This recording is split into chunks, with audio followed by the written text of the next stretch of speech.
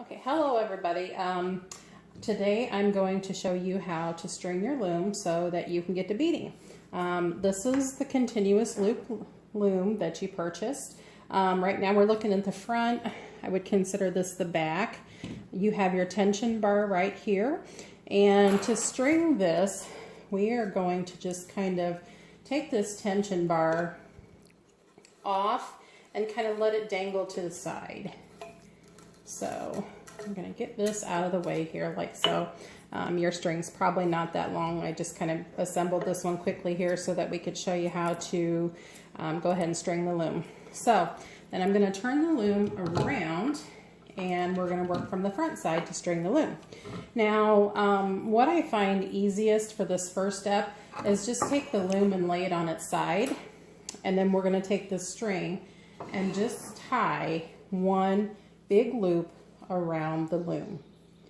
Kind of go through a couple times, and you're just going to tie this in a square knot. Now you don't have to pull this super tight because the tension bar will take care of that for you, but you want to be consistent. And so when you tie this, this string here should stand on its own. It should not fall down to the bottom. It should be able to support itself. So that's the first step. Then we're going to take the loom and pick it up back here. So what we have, and this is very important, is we have a continuous loop. Can you see how that is just one big continuous loop around the loom? The string is never ever tied to the loom until we're all finished stringing it. So I like to work from the left hand side to the right hand side, and so I'm going to pull my string over here, and you can just leave your tail hang there. That's not a real big deal. And then what we're going to do next is I'm going to take the loom and turn it on its top like so. So now you're looking at the bottom of the loom. This is where your rubber feet are and your screws are. And so for this next step here, it's really pretty simple. And once you start to do this, when you get good at it, you won't even have to think about it. So with my left hand, I'm going to take and I'm going to hold this string right here. And then I'm going to go down to the front, back up here, and then I'm going to come between these two right here. And so what we're going to do is start building this little ladder formation, okay? And then scoot your string over.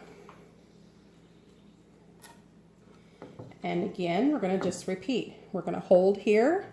We're going to go down forward, come back around, and come through like so. Pulling up just ever so slightly to try to keep that tension about the same. Now, don't get discouraged if you don't get this on your very first try. It took me several tries to actually to do this, because just like you, I watched it on a video. I don't even remember where. It's been such a long time ago. So now we have 3 strings. So again, I'm going to take and pinch here. Take this, go down to the front of the loom, bring it back up, and go under.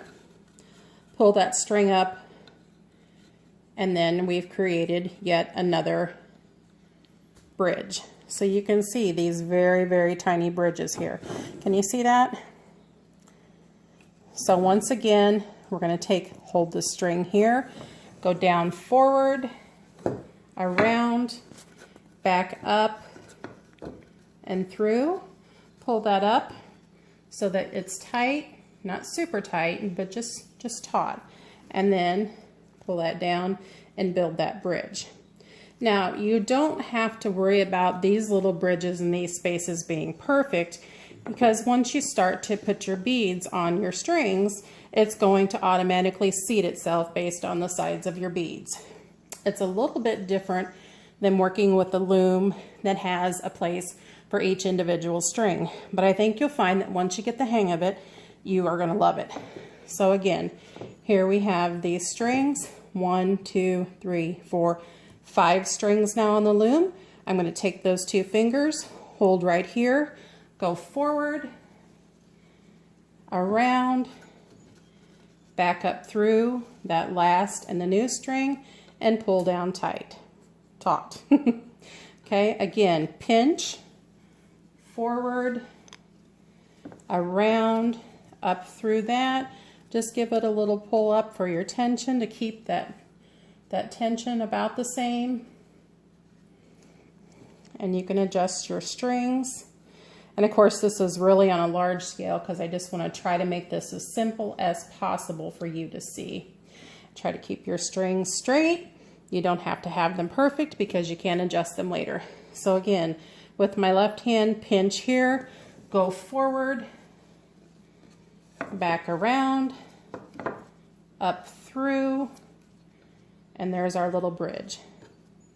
And this is nice because this gives you a good reference point to start when you start to actually work on putting the beads onto your loom. So again, pinch. This is probably going to be my last one because I'm about to run out of string. We're going to get a knot here. Okay, back up through. And I do have just a little bit of string left. So to tie this off now, what I want to do is just kind of go through this multiple times here and kind of hold on to that string like that. And then I'm just going to put a couple knots in this, okay? There's one knot. Again, the knots don't have to be any specific way. What you want to do is just tie this last string here to this last loop, okay? And it's gonna, you know, just kind of hang there because there's really nothing for it to hang on to. And that's pretty much it. So now we have the loom. It's strung, and again, obviously we're using these larger pieces of yarn. You can see that all of them are, you know, in a pretty decent line. Let's see here. And so now, when these come together, and we're just going to pretend like I've got my first couple of beads on here.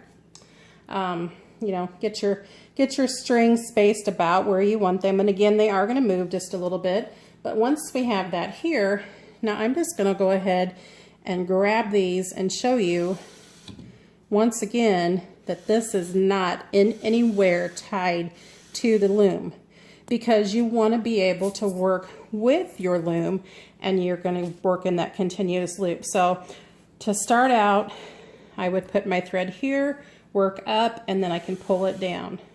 Work up some more, pull it down. Work up some more, pull it down, and there you go. There's the top of that last piece of string there again, so we've made that continuous loop around. Okay, now when you go to use your tension bar on this, what you're going to want to do is turn your loom back around to the back, and then you're going to take and you're going to put your end of your string right through here, and then you're just going to give this a little tension. Okay, and again, this one's tied just a little bit longer over here. Your strings are a little bit shorter. So basically, if you can see while I hold this, you can see that this piece here is pulling in and giving me some tension on that string, because you don't want a lot of tension. You just want it to kind of sit there and hold in place. And then what I do, because the string on the left-hand side is so long, I simply wrap this around the loom a couple of times and then just make a little holding knot right there so that it's real easy to take apart. You know, like if you pull it too super tight before you move your work on the loom, you want to be able to untie it. You simply just untie it and then you can move that work. So there you have it. I hope this video gave you a good, easy explanation. Like I said, this loom is such a great loom to work on. You don't have to have a 48-inch loom to do a 48-inch piece of beadwork, or 36 or 24. And what I like about it the best is you're looking straight on at your work. You've got this work here, you're looking straight on it. You're not straining your neck to see what you're working on. So again, that's how you thread the continuous loop loom. So let me know what you think of the video. If you have any questions, please feel free to contact me. I'm going to try to get written instructions up and posted so that you can see how those go. Sometimes, you know, we all learn in different ways. We need to have it written possibly or to see it. I'll try to get that up in the next couple of days. I'm still recovering from my procedure I had earlier in the week. And so again, thank you guys so much. I appreciate your support. If you have any questions, comments, or concerns, please feel free to send me a message. And happy beading. Thanks so much, guys.